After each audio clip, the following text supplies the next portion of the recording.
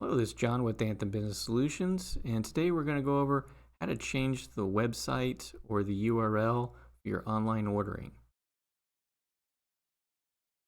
So what you want to do is you want to go to the admin portal, which is hrpos.heartland.us. Go to your menu icon here at the top left, go to Location Setup, and then go to Online Ordering. And then here on the first tab, which is General, you have your URL subdomain. So you can edit the first part of this. The only part you can't edit is the .hrpos.heartland.us. But you can edit this as much as you want to. So let's just, we'll go ahead and put 1 on here just to make a change to it. Go down here and hit save. Wait for you to get your save successful. And then don't forget to publish changes.